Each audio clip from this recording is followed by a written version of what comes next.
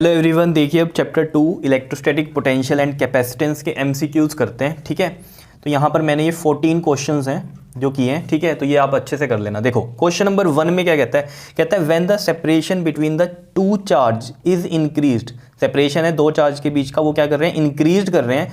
तो जो electric potential energy of the charges उसके बारे में बताना है आपको कि क्या होगा। ठीक है, इंक्रीज होगी, डिक्रीज होगी या फिर सेम रहेगी या मे इंक्रीज और डिक्रीज। देखो दो चार्ज हैं, उसने ये नहीं बताया कि पॉजिटिव हैं नेगेटिव हैं। ठीक है, तो मैं मान लो दो केस लेता हूँ कि पहले दो चार्ज हैं, एक पॉजिटिव है और दूसरा भी क्या है, पॉजिटिव है। ठीक है, इस पर मान लो ये Q1 चार्ज है और ये हमारा Q2 चार्ज है और ये डिस्टेंस है R। ठीक है, अब ये डिस्टेंस क्या कह रहा है, वो इंक्रीज हो रहा है, सेपरेशन बिटवीन द चार्जेस। ठीक है, इंक्रीज हो रही है। तो पोटेंशियल एनर्जी के बारे में आपको बताना है।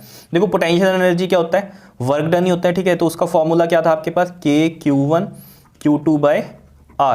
अगर आपको याद हो, देखो ये कहाँ से आया फॉर्मूला, मेन यही है कहानी। देखो V potential is equal to में क्या था आपका, वर्क डन अपॉन में Q0, ये चार्ज था ऐसे। ठीक है, तो वर्क डन यहाँ से क्या निकला था हमारा, V इंटू में Q0। और V का फॉर्मूला आपको पता है 1/4πε0। और V हमारा जैसे मान लो उसमें हमने जो चार्ज लिया वो Q1 लिया है। ठीक है, Q1 अपॉन में क्या है, R है। ठीक है, और यहाँ पर अब आपको याद होगा V में जो हम ये चार्ज लेते हैं, अगर माइनस है तो माइनस का लेते हैं और पॉजिटिव है तो पॉजिटिव वाला लेते हैं। जैसे कि इलेक्ट्रिक फील्ड इंटेंसिटी में आता था Q या फिर फोर्स में आता था, तो वहाँ पर सिर्फ हम मैग्नीट्यूड लेके चलते थे। लेकिन पोटेंशियल के केस में जो है हम क्या करते हैं, जो चार्ज माइनस का है तो उसे माइनस में ही लिखते हैं और प्लस है तो प्लस में ही लिखते हैं। ये चीज़ आपको पता होगी। ठीक है, और साथ में ये आ गया Q0, तो ये वर्क डन का फॉर्मूला बन गया इस तरीके से। और ये 1/4πε0 किसकी वैल्यू है, K की वैल्यू है, तो इस तरीके से ये बन गया। ठीक है, वर्क का, और वर्क की क्या है हमारी, पोटेंशियल एनर्जी है। ठीक है, तो यहाँ पर मैंने ये Q1 और Q2 लिया था, तो यहाँ पर Q1 ले लिया ये वाला, और Q0 की जगह यहाँ पर मैंने क्या कर दिया, Q2 कर दिया और साथ में R लिख दिया। अब बस सिंपल है कहानी। तो वर्क डन ही हमारा क्या है, पोटेंशियल एनर्जी है, तो मैं इसको लिख सकता हूँ potential energy K Q1 Q2/R। ठीक है, अब देखो सिंपल है, सेपरेशन क्या हो रहा है, इंक्रीज हो रहा है। देखो ये इंक्रीज हो रहा है, तो ये पोटेंशियल एनर्जी के क्या है, इन्वर्सली प्रोपोर्शनल है ना।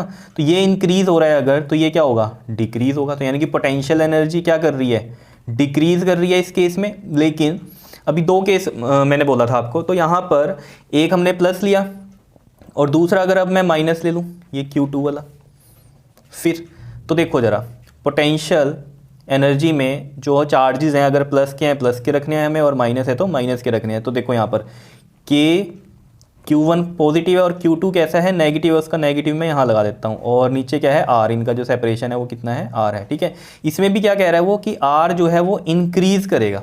देखो अब यहाँ पर क्या कहानी आ गई, माइनस में आ गई, पोटेंशियल एनर्जी किस में है, नेगेटिव में है।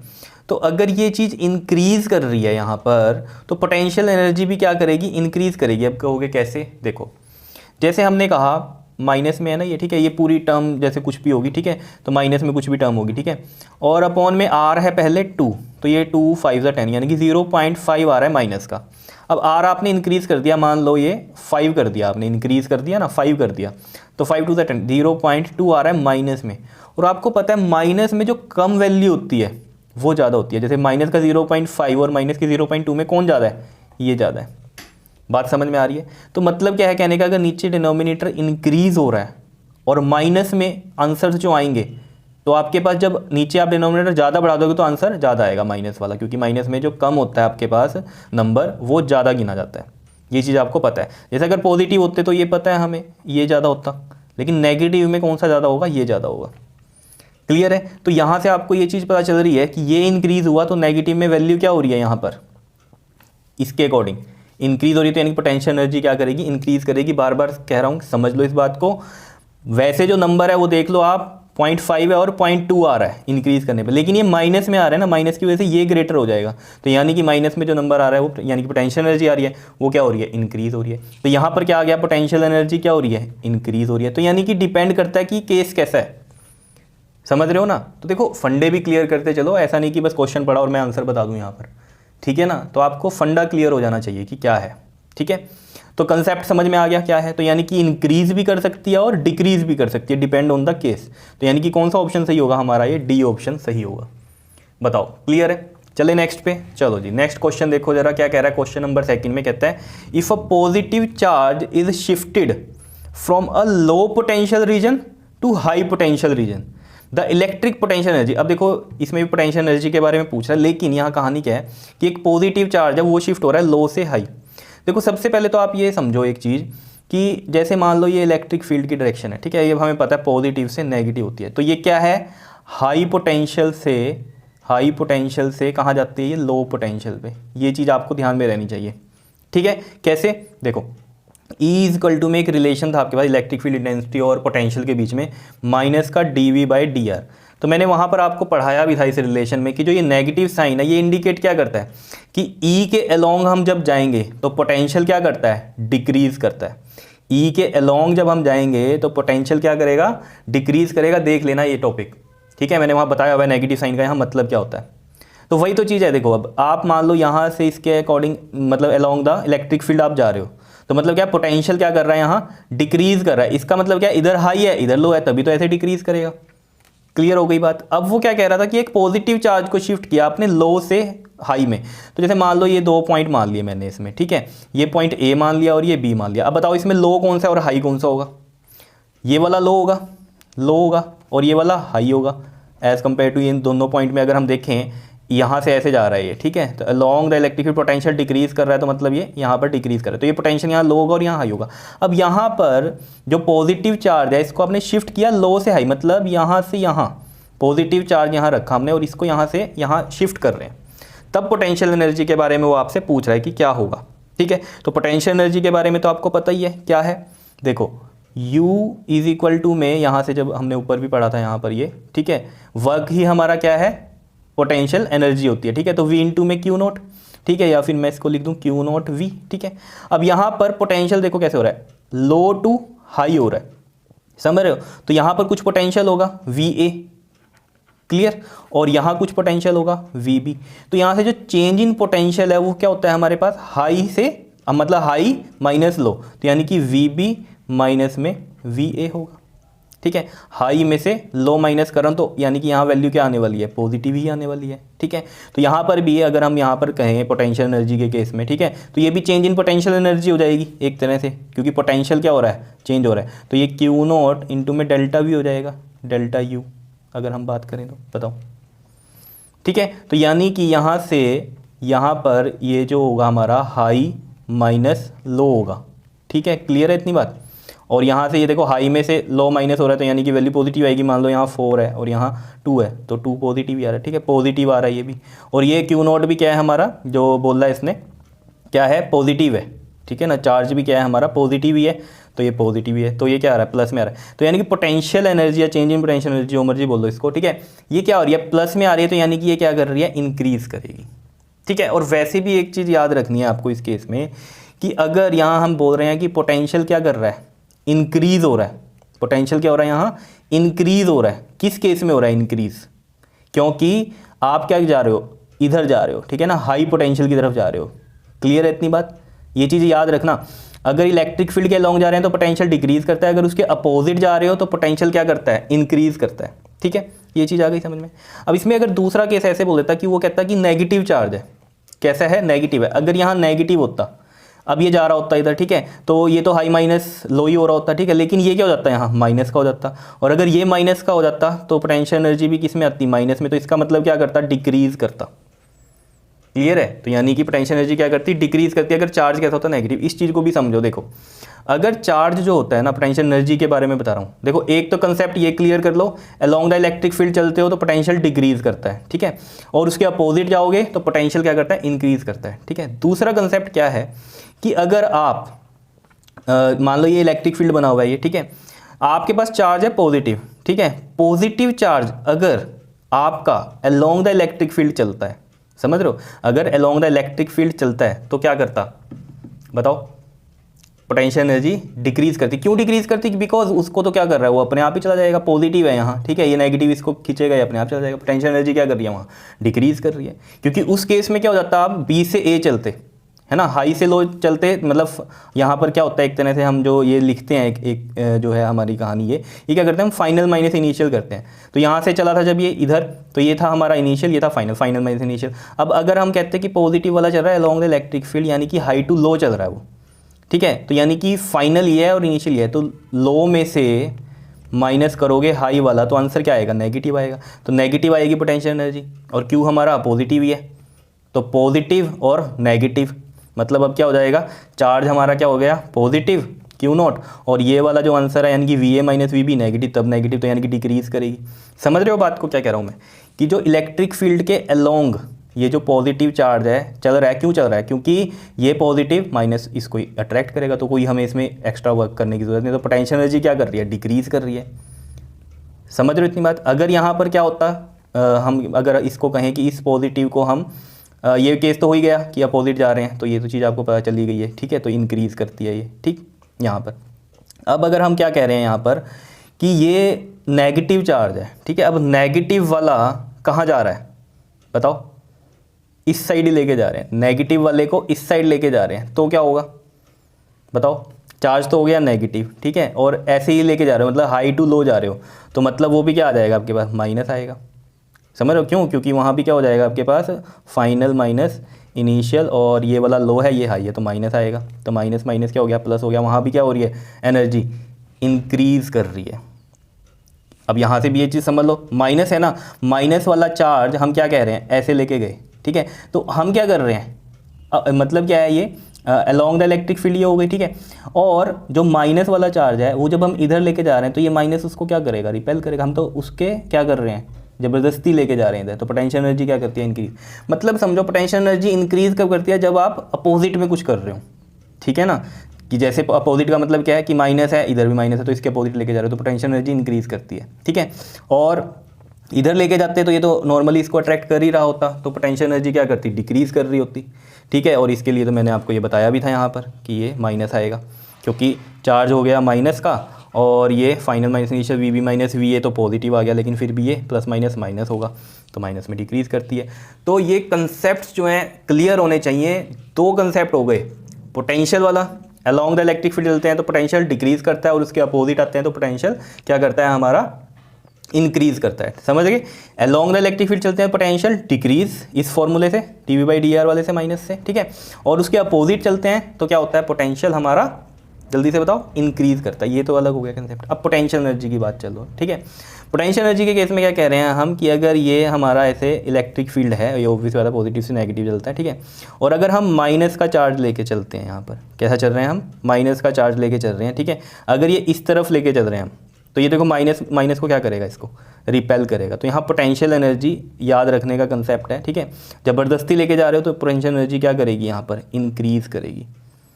क्लियर है इतनी बात। इधर लेके जाओगे तो ये तो नॉर्मली इसको अट्रैक्ट कर ही लेगा, इधर लेके जाओगे तो पोटेंशियल एनर्जी क्या क्या होगी, यहाँ पर डिक्रीज होगी। नहीं तो फॉर्मूले से भी देख सकते हो जैसे मैंने आपको बताया, ठीक है।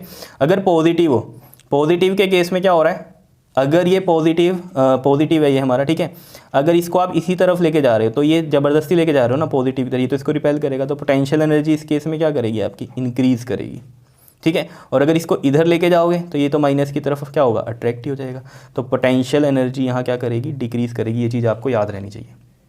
क्लियर है। तो यानी कि हमारा जो ये था पॉजिटिव चार्ज जो था हमने शिफ्ट किया था इस तरफ, ठीक है ना, ऐसे लो टू हाई पोटेंशियल पे, तो यहाँ पर क्या होगा, हमारा इलेक्ट्रिक पोटेंशियल एनर्जी क्या करेगी बताओ, बताया मैंने अभी आपको, इंक्रीज करेगी ना, प्लस का चार्ज हो गया प्लस का, और ये लो टू हाई, ठीक है, तो मतलब क्या होगा, फाइनल माइनस इनिशियल, ये भी पॉजिटिव आ गया, तो यानी कि पॉजिटिव ही आ रही है पोटेंशियल एनर्जी, तो क्या होगा, इंक्रीज करेगा, यानी कि ए पार्ट हो गया। और नहीं तो ये वाले कंसेप्ट से याद रखो, इधर जा रहा है ये इस साइड, ठीक है, पॉजिटिव वाला, तो ये क्या कर रहे हैं हम, अपोजिट में लेके जा रहे हैं ना इस प्लस के, ये तो इसको रिपेल करना चाहेगा तो वो इंक्रीज ही करेगी।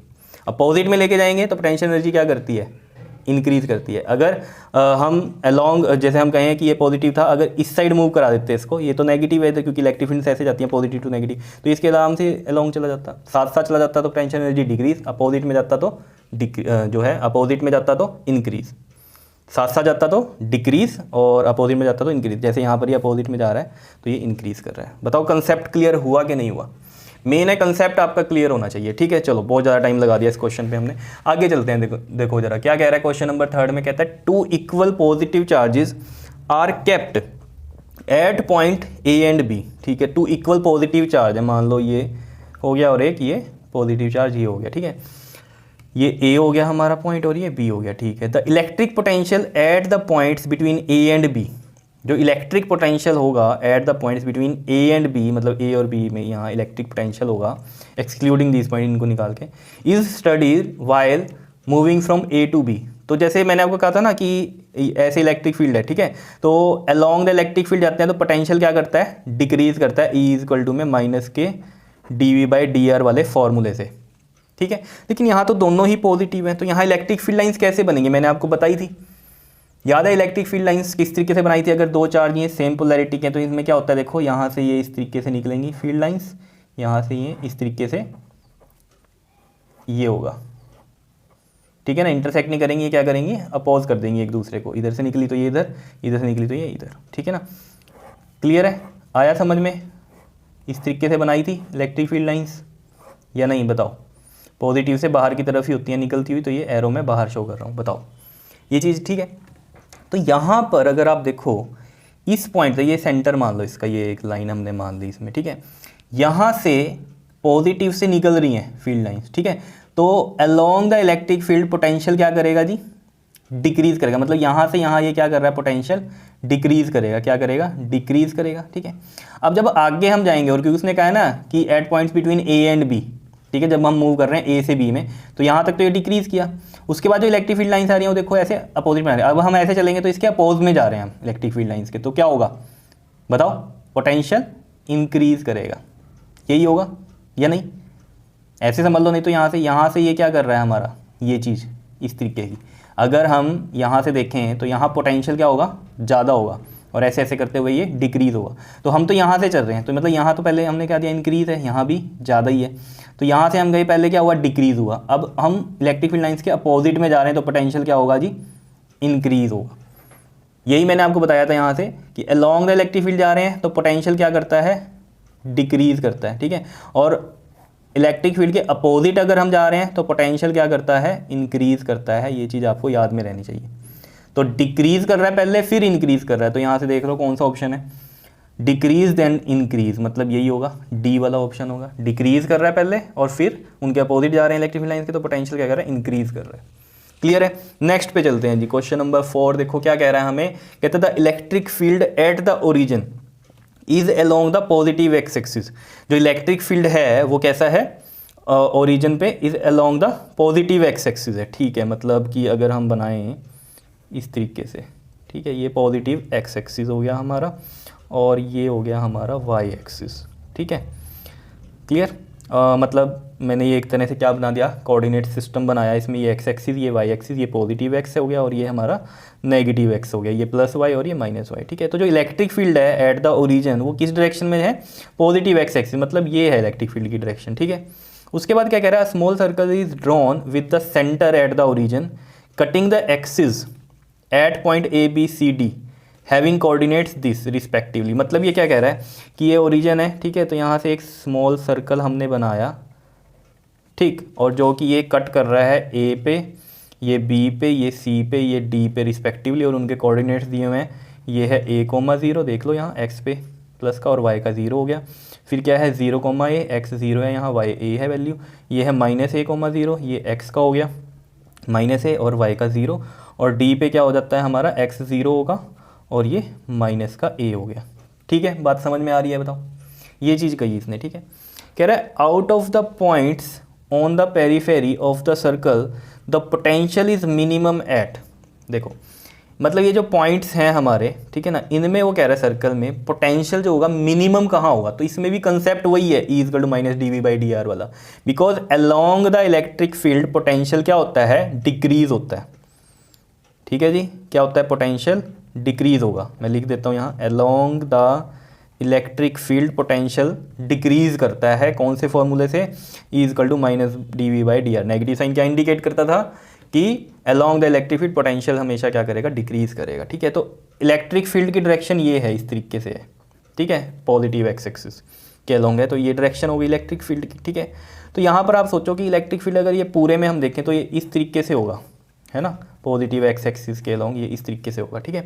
एक तरह से ये यूनिफॉर्म इलेक्ट्रिक फील्ड अगर हम इसे कंसीडर कर रहे हैं यहाँ, तो आप खुद सोचो हम ऐसे जा रहे हैं, ठीक है, तो हमें यहाँ साफ पता चल रहा है यहाँ पर क्या होगा, पोटेंशियल हाई होगा और यहाँ सबसे कम होगा, because along the electric field potential क्या करता है, डिक्रीज करता है। ठीक है, अब आपके मन में आ रहा होगा ठीक है ए पे ये डिक्रीज कर रहा है, ठीक है मिनिमम है यानी कि, तो बी और डी पे क्या कैसे हम देखेंगे कि क्या होगा। मैंने अभी बताया आपको, ये देख लो इस तरीके से बनाओ फील्ड लाइंस। ठीक है, बी पे जो पोटेंशियल होगा वही डी पे होगा पोटेंशियल। क्यों? अगर आपको पता हो यूनिफॉर्म इलेक्ट्रिक फील्ड में जो इक्वी पोटेंशियल सरफेस अगर हम बनाते थे वो इस तरीके से बनाते थे, ऐसे। ठीक है ना, मतलब एक तरह से आप ये चीज़ समझो, ये इलेक्ट्रिक फील्ड जा रहा है ना, तो ये जो है हमारा ये वाले पार्ट पे पूरे पे क्या होगा, पोटेंशियल सेम होगा। तो वही चीज़ है, इस तरीके से हमने बनाया यहाँ पर, तो ये पॉइंट बी हो गया, ये डी हो गया। अगर मैं इसको इस तरीके से बनाऊँ, ये वाला यहाँ इक्वी पोटेंशियल सरफेस बन गया इस पर, तो बी और डी पे क्या हो रहा है, पोटेंशियल सेम है। ठीक है, लेकिन ये जो भी पोटेंशियल है ये ए वाले से तो कम है, बिकॉज ए देख लो कहाँ आ रहा है इलेक्ट्रिक फील्ड लाइंस में। तो long the electric field lines जो है पोटेंशियल डिक्रीज करता है, तो ए पे क्या है, डिक्रीज करेगा। तो ये ए हमारा ऑप्शन जो है करेक्ट होगा। क्लियर है, बताओ समझ में आए ये 4 क्वेश्चंस। ठीक है, चलो नेक्स्ट पे चलते हैं। अभी देखिए अब क्वेश्चन नंबर 5 देखो क्या कहता है इसमें, कहते हैं consider the situation of the figure, ये फिगर दिया हुआ है, the work done in taking a point charge from P to A, P से ए इज डब्ल्यू ए है, और पी से बी में लेके जाने में कितना है, डब्ल्यू बी है वर्क डन, और पी से सी लाने में कितना है, डब्ल्यू सी है। तो ये आपसे पूछ रहे हैं यहाँ ऑप्शंस में कि कौन सा ज़्यादा होगा, कौन सा कम होगा, या फिर सब इक्वल होंगे, या फिर इसमें से कुछ भी नहीं होगा। तो देखो ज़रा, देखो यहाँ कंसीडर करो कि यहाँ इस P पॉइंट से हमें जाना है, तो इसका जो पोटेंशियल होगा वो VP मान लो। ठीक है, A पे जो पोटेंशियल होगा वो VA मान लो, B पे जो पोटेंशियल होगा वो VB मान लो, और C पे जो पोटेंशियल होगा वो VC होगा। क्लियर है? अब एक चीज़ को समझो, देखो वर्क डन जो है यहाँ P से गए हम कहाँ, A पर। ठीक है, तो ये जब P से गए हम A पर, तो इसका मतलब क्या है बताओ, कि work done of A minus work done of P। Why? Because ये क्या है, इनिशियल, ये फाइनल है। ठीक है, तो फाइनल माइनस इनिशियल।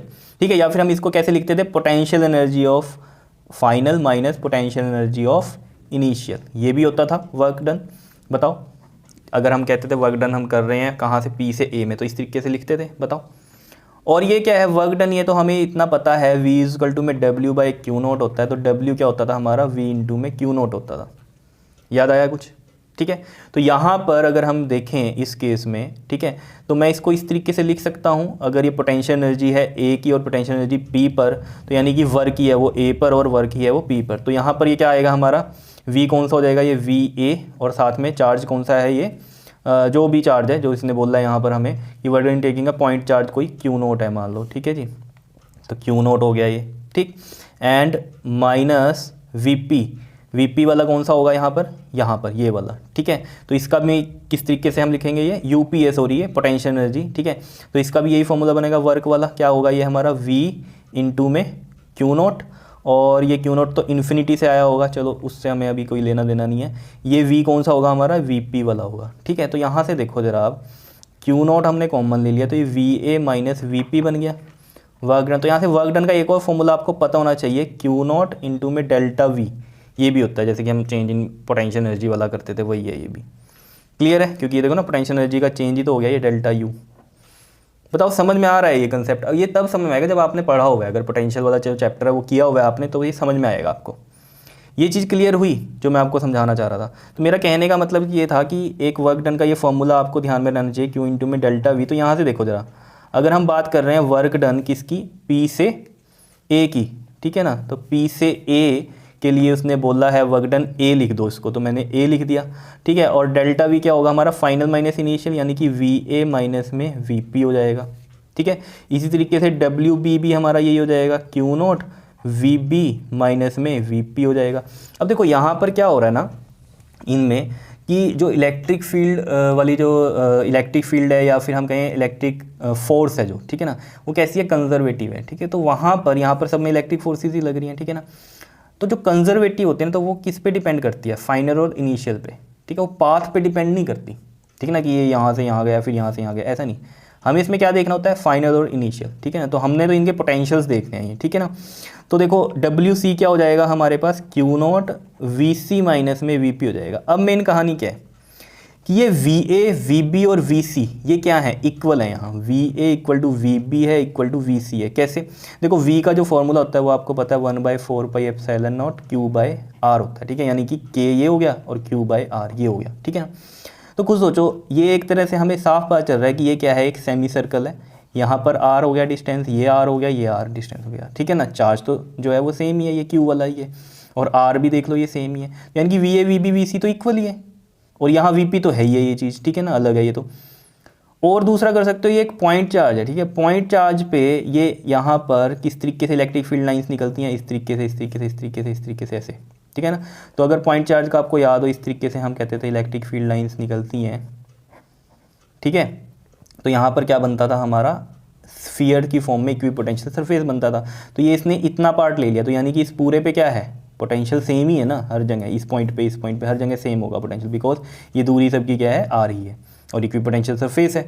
साफ पता चल रहा है हमें। तो दोनों चीज़ें आप कंसीडर कर सकते हो, V किस तरीके से फॉर्मूले से इक्वल है या इक्विपोटेंशियल सरफेस है। अगर आपके अंदर इतना जो है क्लियर कट बात है इक्विपोटेंशियल सरफेस की कि एक पॉइंट चार्ज है, तो ये क्या है, एक सेमी सर्कल की फॉर्म में बना हुआ है, और सर्कल पूरा का पूरा यानी कि स्फीयर एक तरह से हम कहें, ठीक है ना। स्फीयर क्या हो जाता है एक तरह से, अगर 3D की बात कर रहे हैं, क्योंकि देखो ना ये तो हम 2D में बनाते हैं ऐसे ऐसे ऐसे। अब ये बाहर की तरफ भी आ रही होंगी, इधर भी, इधर भी, इधर भी, इधर भी आ रही होंगी इलेक्ट्रिक फील्ड लाइंस, तो वो स्फीयर की फॉर्म में हम बोलते हैं, ठीक है ना।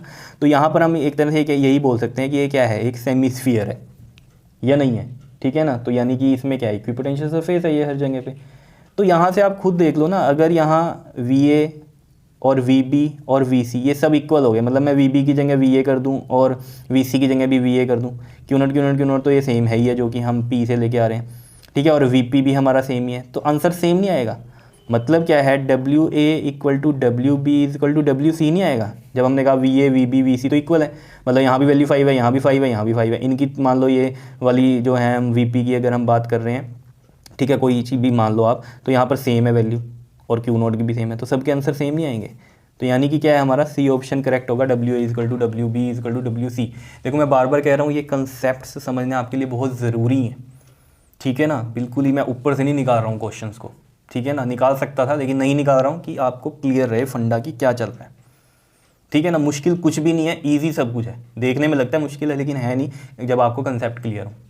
देखो जी, अब क्वेश्चन नंबर 6 देखो क्या कहता है। अ point charge Q is rotated along a circle, ठीक है, along a circle in the electric field generated by another point charge Q। देख लो एक Q चार्ज है ये, मान लो, ठीक है। तो इसने इलेक्ट्रिक फील्ड जनरेट करा होगा इस तरीके से, ठीक है, ऐसे ऐसे ही होता है पॉइंट चार्ज का इलेक्ट्रिक फील्ड, ऐसे इसने जनरेट किया, ठीक है। तो इसमें इसने क्या किया, एक पॉइंट चार्ज स्मॉल Q वाला रोटेट करा है अलोंग अ सर्कल, मान लो ये सर्कल ऐसे, इसमें इसने रोटेट किया ये Q चार्ज, ठीक है। And the work done by the electric field on rotating the charge in 1 complete revolution is, ठीक है जी। वर्क डन आपको निकालना है, ठीक है। तो वर्क डन के लिए मैंने अभी आपको एक फॉर्मूला बताया था, यहाँ पर ये Q0 इंटू में डेल्टा V, ठीक है। Q0 की जगह मैं Q लिख रहा हूँ क्योंकि ये Q चार्ज है जिसको मूव कर रहे हैं, ठीक है, ये हो गया, ठीक है। अब देखो मान लो ये पॉइंट है A, ठीक है, और ये यहाँ से चला और घूम के फिर कहाँ आ गया, दोबारा से यहीं पर ही आ गया। तो यानी कि इसका इनिशियल और फाइनल पॉइंट यही है। तो हम इसमें कैसे लिख सकते हैं, फाइनल भी VA है और जो है इनिशियल भी क्या है, VA ही है। तो ये तो पोटेंशियल सेम ही है, तो ज़ीरो नहीं हो गया। तो वर्क डन क्या आ गया, ये ज़ीरो आ गया, Q इंटू ज़ीरो ज़ीरो ही हो गया, तो वर्क क्या होगा, ज़ीरो होगा। समझ रहे हो, यानी कि ये ज़ीरो हो गया।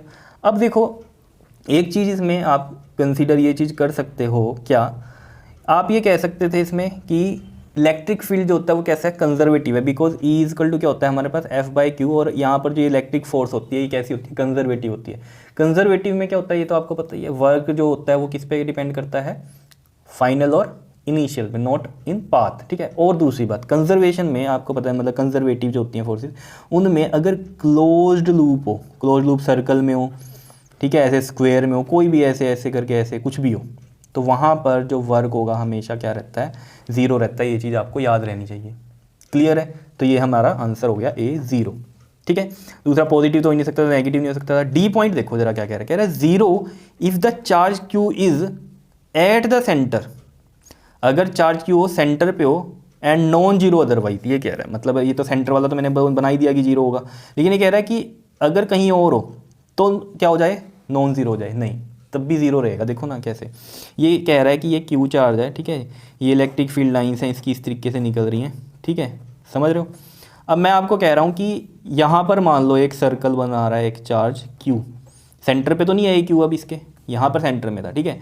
तो ये चीज़ इसलिए समझा रहा हूँ कि ये पॉइंट नहीं तो आप कहीं टिक मार्क कर दो, ठीक है, कि zero is the charge Q is eight the centre.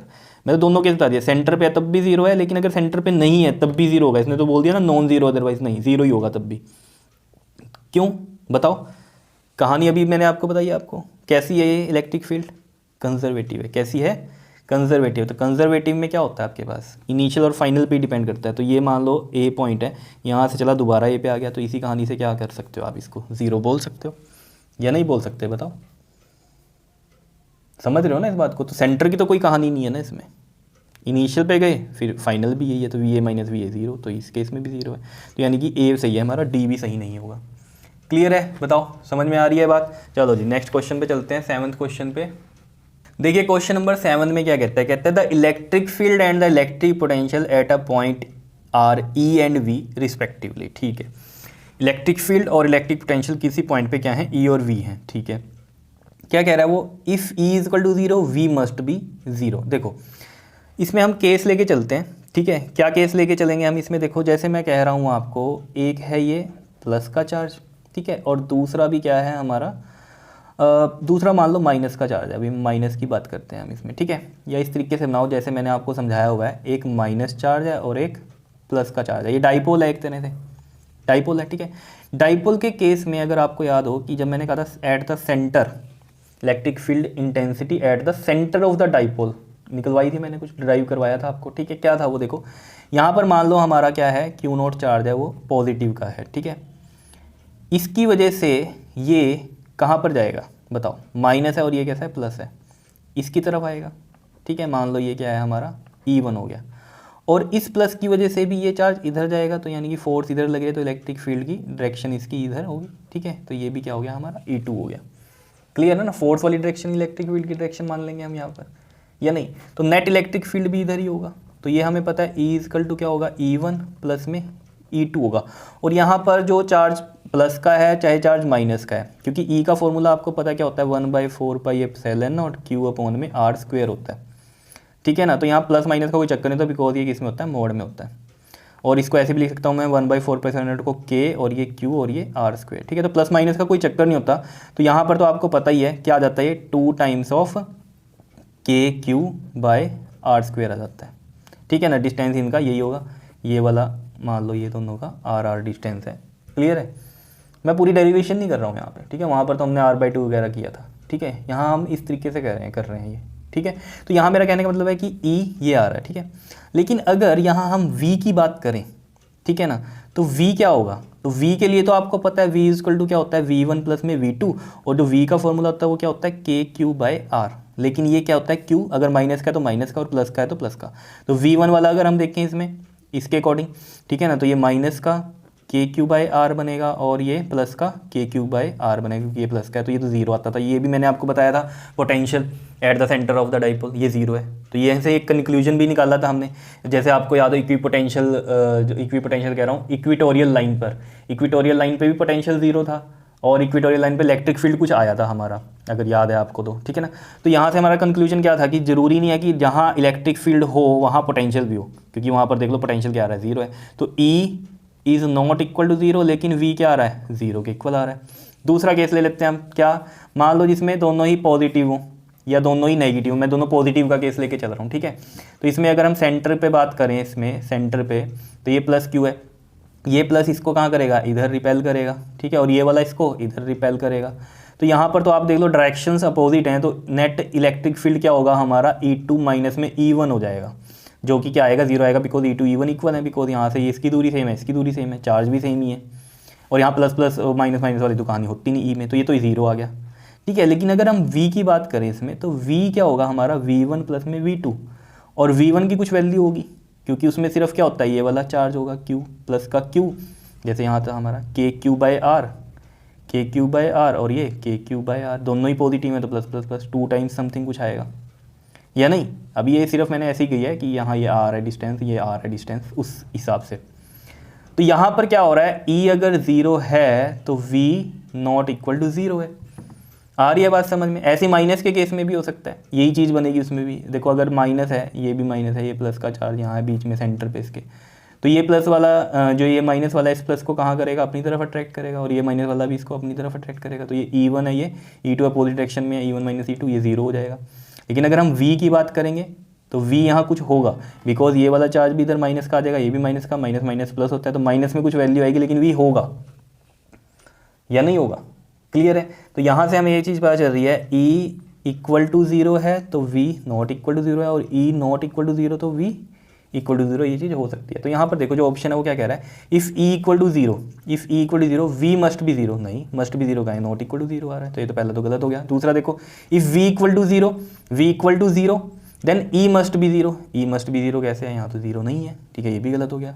Third देखो जरा क्या कहता है, if E is not equal to zero, if E is not equal to zero, देख लो कहाँ है, if E is not equal to zero तो V can not be zero, ये कहाँ, ये भी ज़ीरो हो ही रहा है या नहीं, V can not be zero कह रहा है ना, तो जीरो तो हो रहा है, तो ये भी गलत हो गया। तो यहाँ लिखता है if E is not equal to zero V can be zero, फिर तो हम कर भी देते, लेकिन ये तो कह रहा है V can not be zero, हो ही नहीं सकता, ये तो हो रहा है, यहाँ पर दिखाया हमने अभी, तो तीनों ही नहीं है, तो ये नन ऑफ दीज आ गया, डी ऑप्शन हमारा जो है वो करेक्ट होगा। क्लियर है। चलो जी नेक्स्ट क्वेश्चन पे चलते हैं। 8th क्वेश्चन पे देखो क्या कह रहा है, कहता है in a region of a constant potential, potential क्या है, कांस्टेंट है इसी रीजन में, तो वहाँ पर जो इलेक्ट्रिक फील्ड होगा वो यूनिफॉर्म होगा, या इलेक्ट्रिक फील्ड क्या होगा, ज़ीरो होगा, या इंक्रीज करेगा या डिक्रीज करेगा। देखो कांस्टेंट अगर पोटेंशियल है ना, तो इलेक्ट्रिक फील्ड क्या होता है वहाँ पर, बताओ, ज़ीरो होता है। देखो कैसे, E इज इक्वल टू में माइनस dV/dr था, ठीक है। कांस्टेंट पोटेंशियल यानी कि यहाँ डेरिवेटिव ऑफ दिस क्या आना चाहिए, कांस्टेंट आना चाहिए, ठीक है ना, मतलब माइनस dV/dr, ठीक है। अगर हमारे पास E के बराबर दिया है और V हमने अगर कांस्टेंट करना है, तो यहाँ कैसे हो सकता है V कांस्टेंट, कांस्टेंट का डेरिवेटिव क्या होता है, जीरो होता है, याद रखना कभी भी। जैसे मैं कहूँ 5 का डेरिवेटिव करना है तो d5dx क्या हो जाएगा, हमेशा जीरो होगा। कांस्टेंट का डेरिवेशन क्या होता है, जीरो होता है।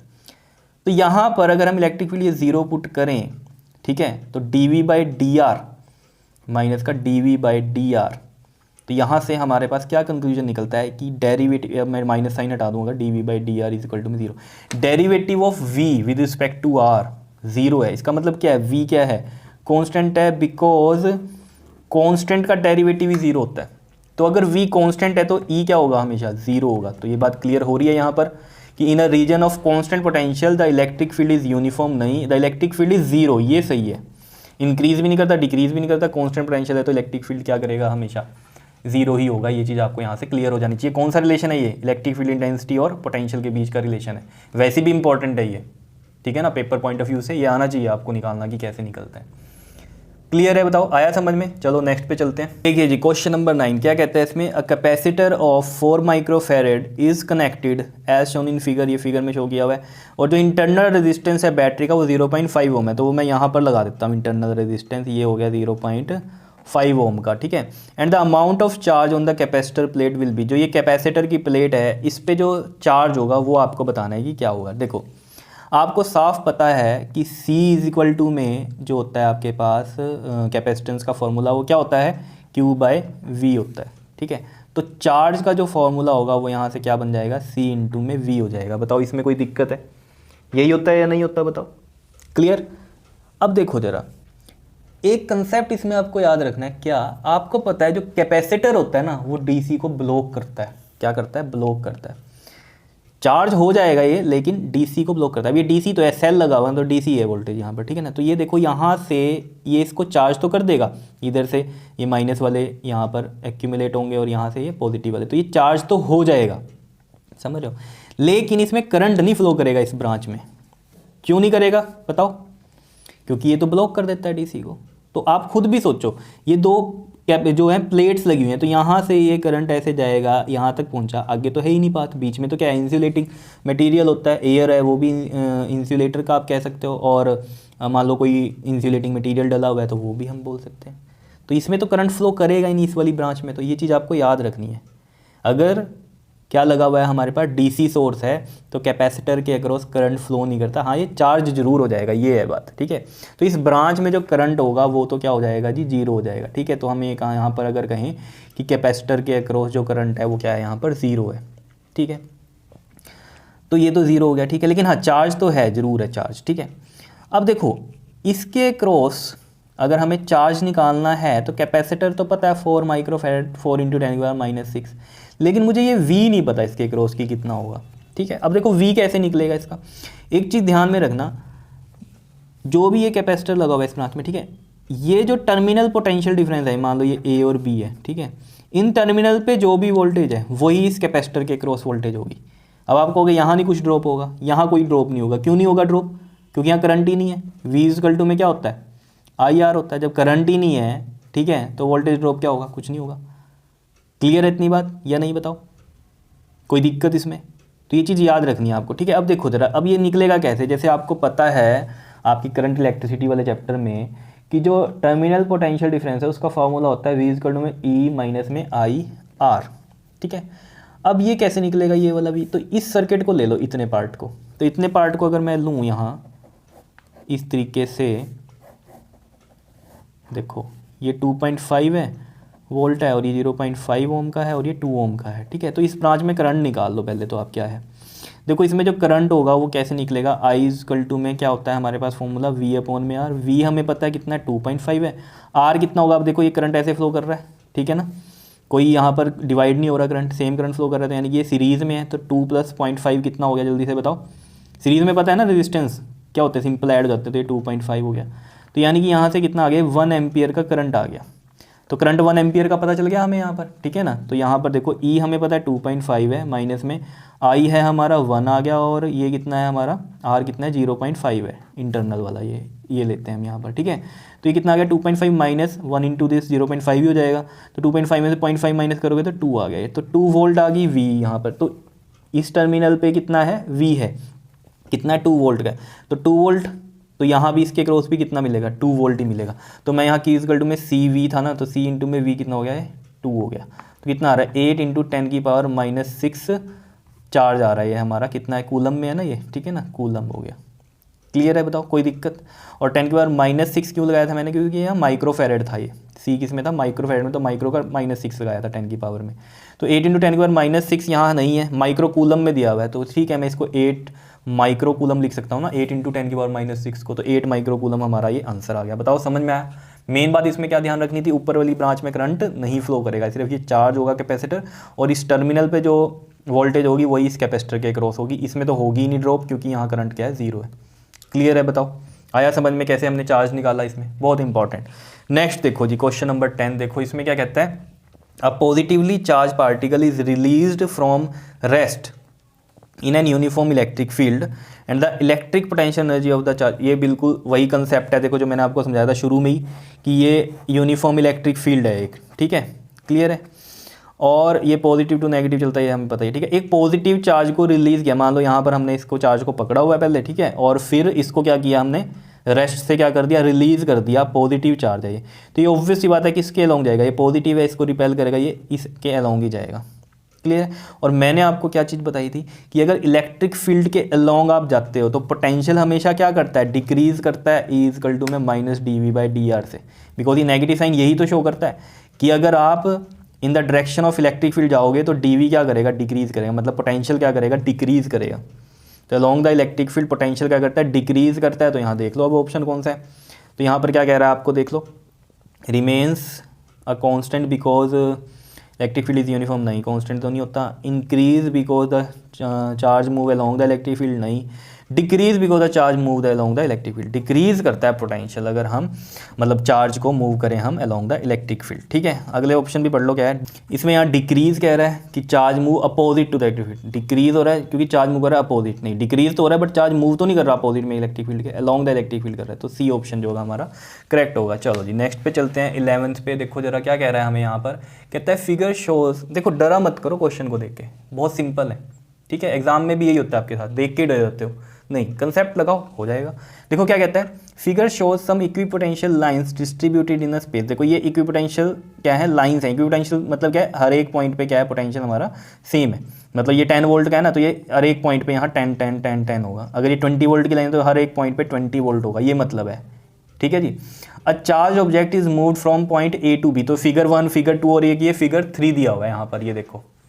ठीक है जी, 3 फिगर दिए हुए हैं ये। ठीक है, a charge object is moved from A to B, A से बी पे जाना है, यहाँ भी ए से बी, यहाँ पर भी ए से बी ही जाना है। ठीक है, तो यहाँ पर आपसे ये पूछ रहा है इसमें कि जो वर्क डन होगा फिगर 1 में वो ज़्यादा होगा, या वर्क डन होगा जो सेकंड फिगर में वहाँ कम होगा, वर्क डन जो होगा सेम होगा सभी फिगर्स में, या वर्क डन जो होगा फिगर 3 का ज़्यादा होगा फिगर 2 से बट इक्वल होगा फर्स्ट से।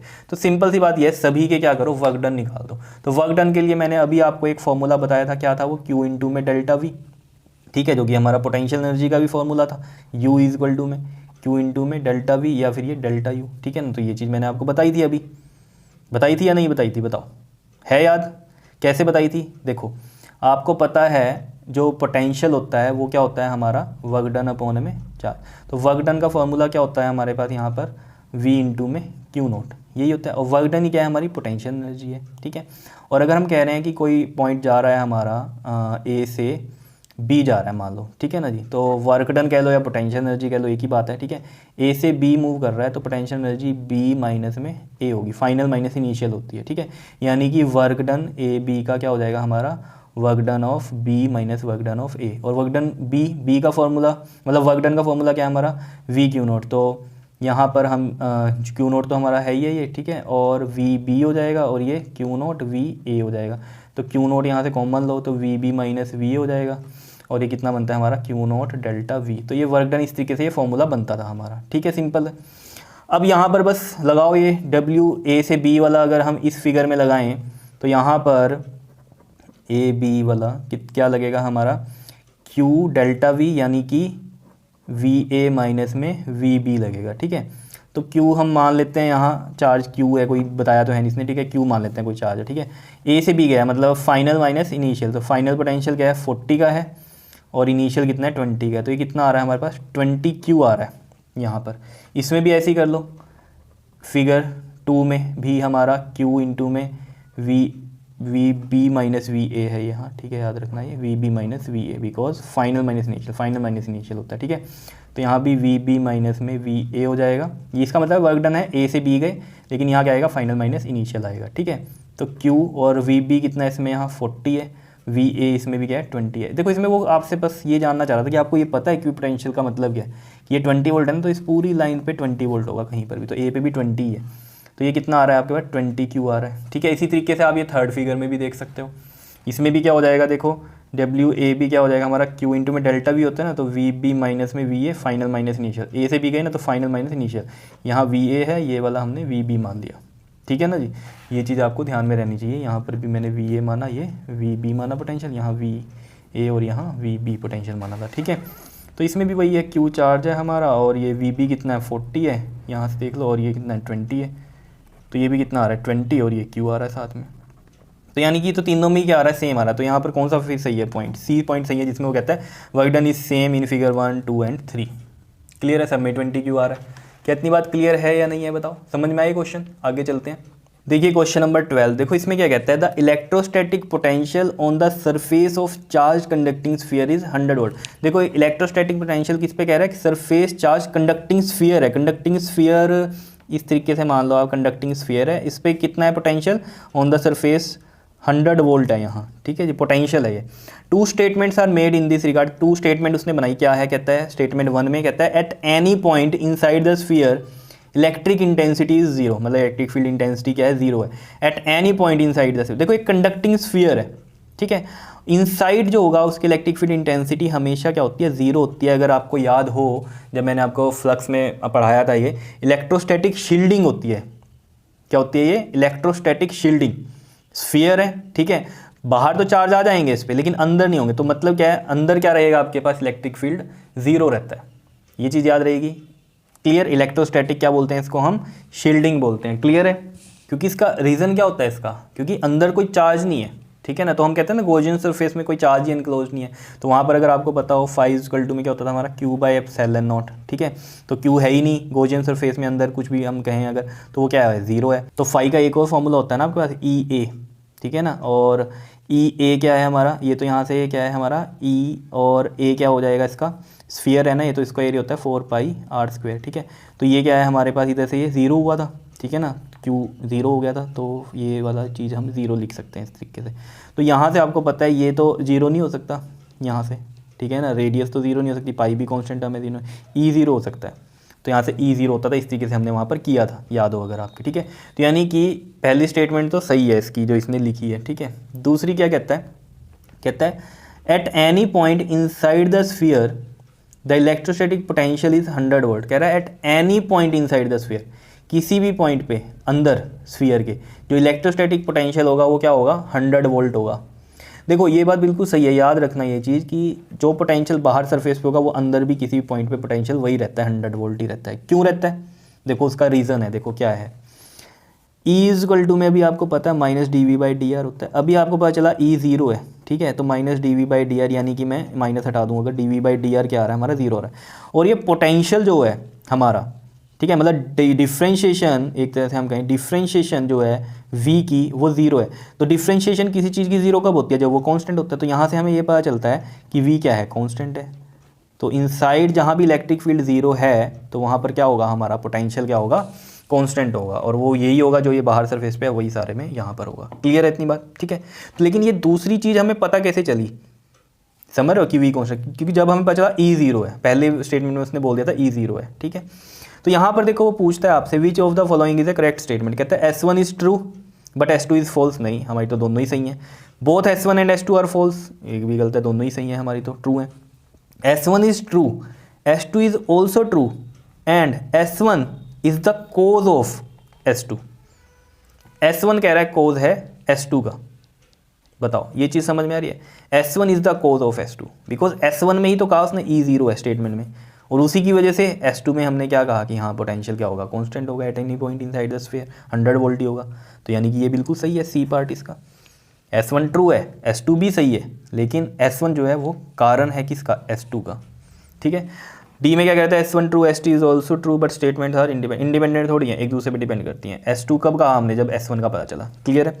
नेक्स्ट पे चलते हैं, देखो क्वेश्चन नंबर 13 पे देखो क्या कहता है, equipotentials at a great distance from a collection of charges whose total sum is not zero are approximately. मतलब क्या कह रहा है, इक्वी पोटेंशियल होगा एट अ ग्रेट डिस्टेंस, मतलब बहुत ज़्यादा डिस्टेंस पे, from a collection of charges, बहुत सारे चार्जेस हैं, whose total sum is not zero, zero नहीं है उनका टोटल सम, ठीक है। आर अप्रोक्सीमेटली क्या होंगे वो, स्फीयर लगेंगे, प्लेन्स लगेंगे, या पैराबोलॉइड्स लगेंगे, या फिर एलिप्सॉइड्स लगेंगे, ठीक है। तो देखो ये बड़ी सिंपल सी कहानी है, आप बहुत दूर हो, इस तरीके से समझो, और बहुत दूर हो तो आपको कोई बड़ी चीज़ भी है वो कैसी लगेगी, छोटी लगेगी, ठीक है। तो बहुत ज़्यादा डिस्टेंस पे जो चार्जेस हैं वो कैसे दिखेंगे, पॉइंट चार्ज कंसीडर होंगे, ठीक है। तो पॉइंट चार्ज अगर कंसीडर कर रहे हैं हम, कोई भी चार्ज है, प्लस है माइनस है, ठीक है, कुछ भी, नेट चार्ज उसने कहा जीरो तो नहीं है, ठीक है ना, तो कुछ भी है हमारा, हमने उसको पॉइंट चार्ज कंसीडर कर लिया, तो वहाँ पर इलेक्ट्रिक फील्ड लाइन्स अगर पॉजिटिव का है हमारा नेट चार्ज तो इस तरीके से बनेगी, ठीक है। इस केस में क्या होगा आपके पास, बताओ किस तरीके से बनते हैं इक्विपोटेंशियल सरफेस, स्फीयर की फॉर्म में बनते हैं। स्फीयर की फॉर्म में बार बार कह रहा हूँ, यहाँ सर्कल लगता है बिकॉज ये इलेक्ट्रिक फील्ड इस तरीके से, इस तरीके से, इस तरीके से, इस तरीके से, ऐसे ऐसे ऐसे भी बाहर आ रहा होगा, ना कि ये ऐसी 2D में बनाया ना ये तो हमने, तो वो हम किस तरीके से कहते हैं, स्फीयर्स की फॉर्म में होगा। इक्विपोटेंशियल सरफेस कैसा होगा, स्फीयर में होगा, ठीक है। तो ये पहला सही है हमारा, ए स्फीयर है, ठीक है। मेन बात इसमें क्या है कि दूर है चार्ज, बहुत सारे चार्ज हैं, चाहे दूर है, तो वो हम एक पॉइंट चार्ज ही कंसीडर कर रहे हैं। क्यों कर रहे हैं पॉइंट चार्ज कंसीडर, बिकॉज उसने बोल दिया है बहुत दूर है, और जो उनका सम है वो भी जीरो नहीं है, तो यानी कुछ ना कुछ तो चार्ज है, और उसे हमने पॉइंट चार्ज कंसीडर किया, तो वहाँ स्फीयर्स के फॉर्म में ही हमारा ये बनेगा इक्विपोटेंशियल सरफेस। क्लियर है, बताओ कोई दिक्कत। चलो जी, इसका लास्ट क्वेश्चन हमारे पास है, क्वेश्चन नंबर 14, इंपॉर्टेंट है। देखो जरा क्या कहता है इसमें, घबरा मत जाना देखते ही, ठीक है, सिंपल ही है। कहता है parallel plate capacitor is made of 2 dielectric blocks in series. देखो एक पैरेलल प्लेट कैपेसिटर है, is made of 2 dielectric blocks, 2 dielectric blocks हैं इसके, सीरीज में लगे हुए हैं। सीरीज में क्यों हमने कहा, देखो इसका इस तरीके से होगा ना कनेक्शंस, अगर हम इसके टर्मिनल्स बनाएंगे ऐसे होंगे। अब कहोगे ऐसे क्यों नहीं बना दिया, यार ये ऐसे है, देखो ये कैपेसिटर ना ऐसे बना हुआ है, ठीक है। अगर इसको ऐसे बनाता मैं तो यही तो बनते हैं ना इसके कनेक्शंस, यहाँ से थोड़ी ना बन जाते ऐसे, समझ पा रहे होंगे बात को, ठीक है। और जो कैपेसिटर होता है वो थोड़ा सा समझ लो, ये प्लेट्स होती हैं, ऐसी ऐसी प्लेट्स होती हैं ये इस तरीके से, ठीक है ना, ये दो प्लेट्स हैं, ये एक पे प्लस प्लस प्लस प्लस बनता है, एक पे माइनस माइनस माइनस, इस तरीके से जब चार्ज होते हैं। क्लियर हो रही है ये चीज़, बताओ। तो ये प्लेट्स होती हैं इस तरीके से, ठीक है, जिसको हम ऐसे बना देते हैं, ठीक है ना, ये प्लेट्स ऐसे होती हैं, जैसे ये दो हैं इस तरीके से, ये कैपेसिटर है, ठीक है। तो मेरा ये समझाने का मतलब क्या है कि इसका जितना एरिया है उतना ही एरिया इस प्लेट का है, ठीक है ना, जितना एरिया इसका है उतना ही एरिया इसका है। अब यहाँ पर ये इस तरीके से बना दिया तो कोई दिक्कत वाली बात नहीं है, ठीक है। तो ये कनेक्शन इसके ऐसे होंगे, कई बच्चे कहते हैं ऐसे क्यों नहीं किए, तो ये चीज़ समझ में आ गई होगी आपके, ठीक है। तो ये सीरीज में है जो दो डाइलेक्ट्रिक ब्लॉक्स हैं इसके, and one of the block has thickness एक की D1 है एंड डाइलेक्ट्रिक कॉन्स्टेंट K1 है, उसका डाइलेक्ट्रिक कॉन्स्टेंट K1 है, and the other has the thickness D2 है एंड द डाइलेक्ट्रिक कॉन्स्टेंट क्या है उसका K2 है, दिया हुआ है एज शोन इन फिगर, ठीक है। This arrangement can be thought as a dielectric slab of thickness D। कह रहे इसको हम ऐसे सोचते हैं, इस पूरे की थिकनेस क्या है D है, and the affective dielectric constant ये पूरे का ये क्या है K है। देन द K इज, तो K के बारे में बताना, देखो बड़ा सिंपल है। पहले तो क्या करो आपको पता होना चाहिए कि जो कैपेसिटेंस होता है पैरेलल प्लेट कैपेसिटर का जिसमें डाइलेक्ट्रिक होता है, उसका फॉर्मूला क्या होता है, Ka/ε0/d होता है। क्लियर है, ठीक है, कोई दिक्कत इसमें, यही होगा ना। ए क्या है, एरिया ऑफ दैट प्लेट, जैसे ये कहा मैंने प्लेट का, ठीक है। तो इनमें दो पार्ट में ये चीज़ की हुई है, तो मैं इसमें देखो C1 लिखूंगा और K1 लिखूंगा और A1 नहीं लिखूंगा, बिकॉज जो ये प्लेट है और ये जो ये प्लेट है इनका एरिया तो क्या रहेगा, सेम रहेगा, ठीक है। तो A रखूंगा। ε0 भी एक कांस्टेंट टर्म है, परमिटिविटी ऑफ फ्री स्पेस होता है ना, और D क्या है, डिस्टेंस, तो यहाँ पर जो डिस्टेंस है वो कितना है हमारे पास, ये D1 है, ठीक है जी। इसी तरीके से C2 क्या आ जाएगा हमारे पास, K2A/ε0/d2 आ जाएगा यहाँ फॉर्मूले से, ठीक है। अब उसने कहा था ये सीरीज में है, तो अगर यहाँ सीरीज में है तो इक्विवेलेंट कैपेसिटेंस निकालो जरा, ठीक है। देखो याद होगा आपको, कैपेसिटर्स के केस में सीरीज अगर देते हैं ना, तो वो जो रेजिस्टेंस में हम पैरेलल करते हैं वो कैपेसिटर्स में क्या होता है, सीरीज में होता है। ये चीज़ पता है ना आपको। जैसे सीरीज में रेजिस्टेंस होते हैं तो हम इनको क्या करते हैं, नॉर्मली ऐड कर देते हैं, 2 + 4 हो गया जी 6, ठीक है। सीरीज़ में अगर कैपेसिटर्स होते हैं ना, जैसे मान लो ये C1 है ये C2 है, इस तरीके से, तो इनको हम कैसे लिखते हैं, 1/C equivalent is equal to होता है 1/C1 प्लस में 1/C2। जैसे पैरेलल में रेजिस्टेंस होते हैं अगर, तो उसमें करते हैं हम 1/R1 1/R2, है ना। लेकिन कैपेसिटेंस अगर सीरीज़ में है तो उनको पैरेलल की तरह सोल्व करते हैं। ये मैं इसलिए बोल रहा हूँ क्योंकि नॉर्मली आपको पता है पैरेलल ये होता है, इस तरीके का होता है, सीरीज सिंपल ऐड होता है, लेकिन कैपेसिटर में उल्टा हो जाता है। पैरेलल के केस में क्या होता है, उसमें सिंपली ऐड, और सीरीज़ के केस में इस तरीके से करते हैं, ठीक है। तो ये आपको पता है यहाँ पर कि अपना सीरीज़ में है तो इस तरीके से सोल्व होंगे। तो यहाँ पर हम लें इसका एलसीएम C1 C2, यहाँ C2 आ जाएगा, यहाँ C1 आ जाएगा, और C इक्विवेलेंट कितना आ जाएगा, C1 C2, इनको भी पलट देंगे, एंड C2 प्लस में C1, ये चीज़ हो जाएगी, ठीक है। तो मैं यहाँ लिख देता हूँ कि C इक्विवेलेंट क्या होगा आपके पास, C1 C2 अपॉन में क्या हो जाएगा, C1 प्लस में C2। तो यहाँ वैल्यूज़ रखो ज़रा, C1 की कितनी है, K1A/ε0 अपॉन में D1, C2 कितना है, K2A/ε0 अपॉन में D2, ठीक है। और अपॉन में ऐड है K1A/ε0 अपॉन में D1 प्लस में K2A/ε0 अपॉन में D2, ये चीज़ है, ठीक है।